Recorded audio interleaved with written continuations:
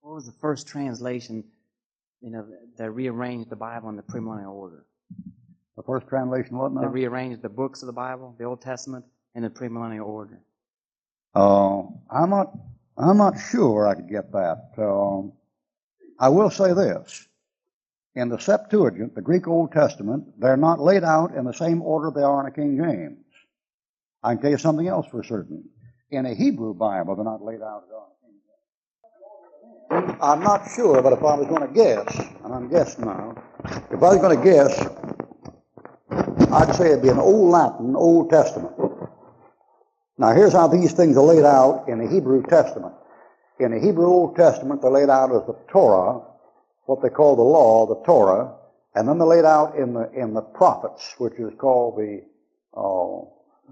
Navim, and then they're laid out in the writings called the Ketubim. And when you want to find these things in the King James, they're in Luke 24. In Luke 24, when Christ divides the Scripture, he divides it off into 3 sections. In Luke 24, he said it began at Moses and the prophets and the Psalms, and expounded all things in the Scripture. He divided the Scripture into 3 parts. And he called this the law, and that the prophets, and he called the writing of the Psalms. So Christ recognized 3 divisions of the Jewish canon. And a Jewish Old Testament begins with Genesis, but it ends with 2 Chronicles. So it's not laid out like a King James Bible laid out. Now there's one way it's the same. A Jewish Old Testament has the same 20 or 39 books in the Old Testament your King James has. And only that number, although they're numbered different. Jewish Old Testament numbered 22 books instead of 39. They do that by making 1 book out of Chronicles, 1 book out of Kings, 1 book out of Samuel, and a couple others. But the point you want to get is this. The point you want to get is your King James Bible has only what an Orthodox Jew recognized to be Scripture. And no more. And no less. Now, if you have what they call an LXX, and that's a Greek translation of the Old Testament, and they call this the Septuagint in the writings, and that'll be Aleph, or Vaticanus, or Alexandrinus, or Claromontanus, one of those unsealed manuscripts. See, they fool you. When they talk about these Greek New Testament manuscripts, they don't tell you, but those Greek New Testament manuscripts have the Old Testament in them. But then these Greek Old Testament manuscripts have the Apocrypha in them. And that's why they don't like to talk about it. You ever stop thinking about what a hypocritical bunch of depraved, I was going to say jackasses, but I probably reserve that for some later occasion. You ever stop thinking about what these people are like? Here they translate an ASV and a new ASV and didn't translate the Apocrypha as part of the Old Testament, but the Greek manuscripts they used had it in it. Isn't that a fine bunch of people? Telling you these are the 2 best manuscripts. Well, if those are the 2 best manuscripts, why didn't they translate the books that were in them? Amen. Fine bunch of folk. I got more faith in a Las Vegas card dealer. All right, so the premillennial order is not found in these in some places because the apocryphal books break it up. The premillennial order is not found in these because all the prophets are bunched together before 1st, 2nd Kings, 1st, 2nd Chronicles, so forth and so on. If you pick up the King James, the thing's laid out. Now, I'll show you what I mean by laid out. In a King James Bible, you read along here, and suppose you have 2nd Chronicles. All right, a Jew's Old Testament ends in 2nd Chronicles. Turn to 2nd Chronicles and look at the last 3 verses, and you'll see what every Orthodox Jew in America reads in his Bible. If it's an Orthodox Jew in Seattle and has a Jewish Bible, this is what he reads. He reads 2nd Chronicles, the last chapter, the last 3 verses. What does it tell him to do?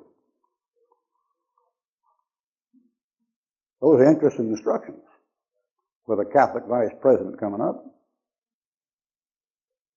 You saw the last 3 verses, 2nd Chronicles? Every Orthodox Jew in Seattle reads that when he finishes his Bible. What that thing says?